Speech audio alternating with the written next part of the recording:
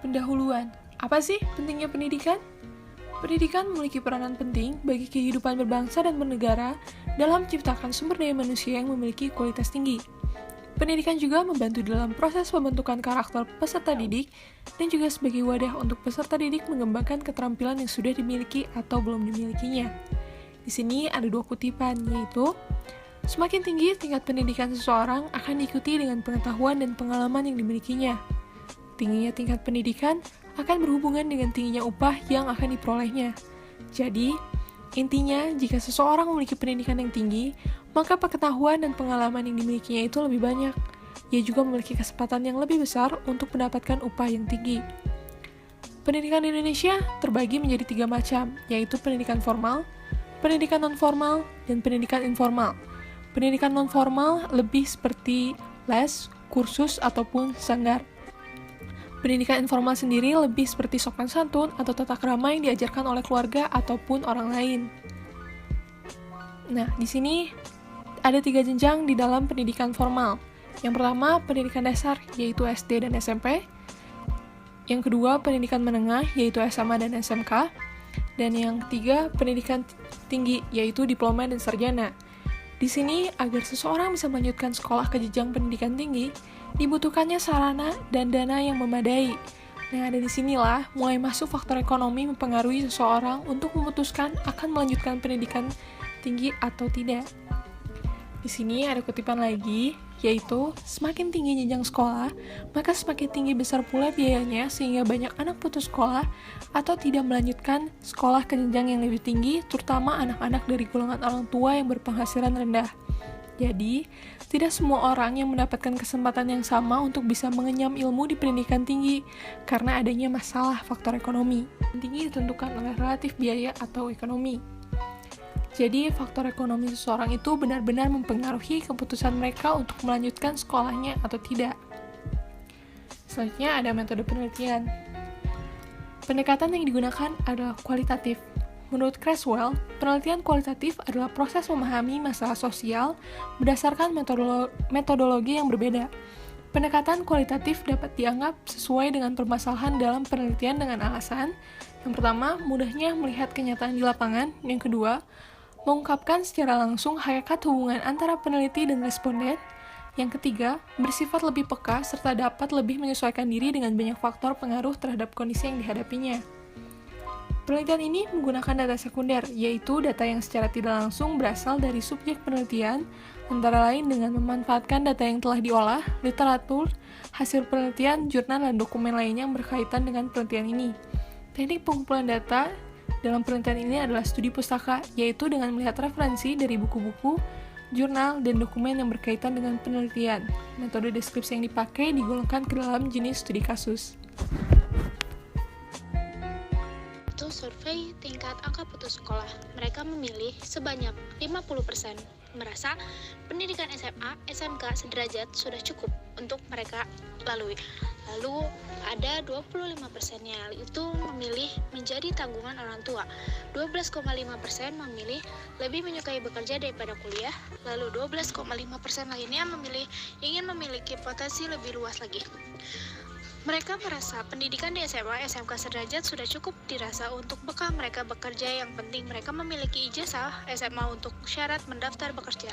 Mengambil kutipan dari Wasti Sumanto 2003 nomor 205, yaitu walaupun motivasi yang ada dalam diri anak atau siswa sangat kuat, jika kondisi sosial dan kondisi ekonomi orang tuanya kurang mendukung, maka akan menghambat motivasi anak dalam mencapai semua keinginan-keinginan tersebut. Lalu kita lihat ada tabel kemiskinan di Indonesia tahun 2012 sampai 2020. Nyatanya di 2020 mengalami pelonjakan kemiskinan karena wabah COVID ini. Faktor ekonomi. Mengapa faktor ekonomi menjadi faktor yang paling banyak disebabkan oleh angka putus sekolah? Karena mereka merasa bahwa ekonomi akan lebih berpengaruh dengan kelanjutan mereka. Karena dengan melanjutkan perkuliahan, mereka akan menjadikan dirinya sebagai penambah beban orang tuanya. Otomatis mereka akan menjadi mahasiswa yang tentunya memiliki banyak sekali biaya untuk perkuliahan. Selanjutnya adalah beasiswa. Nah, beasiswa di sini menjadi solusi dalam peningkatan angka putus sekolah di pendidikan Indonesia ya. Kemudian beasiswa ini juga dapat membantu para peserta didik yang kurang mampu secara ekonomi untuk melanjutkan ke perguruan tinggi. Nah, beasiswa itu menjadi salah satu cara program yang dikeluarkan pemerintah untuk memutus atau meminimalisir peningkatan angka putus sekolah. Oke, next. Nah, selanjutnya ini ada Kartu Indonesia Pintar. Kartu Indonesia Pintar atau biasa disebut KIP. Nah, ini merupakan salah satu program dari pemerintah untuk meminimalisir kenaikan jumlah angka putus sekolah yang ada di Indonesia. Nah, ini juga membantu para siswa atau mahasiswa untuk memenuhi kebutuhan pendidikan. Nah, caranya itu dengan seseorang itu memiliki surat keterangan tidak mampu. Nah, maka otomatis mereka yang mendaftar melalui surat itu akan mendapatkan hak dari Kartu Indonesia Pintar ini. Kemudian, bayangkan jika seseorang itu hanya lulusan SMP, SMK, atau SMA dan sederajat. Nah, pasti mereka akan lebih sulit untuk mendapatkan pekerjaan. Selain itu, gaji yang dihasilkan juga cukup minim. Lain halnya dengan seseorang yang lebih tinggi pendidikannya, pasti dia juga akan memiliki banyak ilmu atau banyak pengalaman untuk bisa mengetahui peluang yang tersedia di luar. Bahkan ia juga mampu membuka lapangan pekerjaan bagi orang-orang yang sulit mendapatkan pekerjaan. Kita simpulkan dari penjelasan yang sebelumnya bahwa dari sinilah hadirnya beasiswa yang akan membantu para peserta didik yang kurang mampu secara ekonomi untuk melanjutkan ke perguruan yang lebih tinggi, atau agar mereka semua dapat bersekolah tanpa mengeluarkan biaya apapun. Nah, dengan itu maka akan terciptanya suatu keuntungan.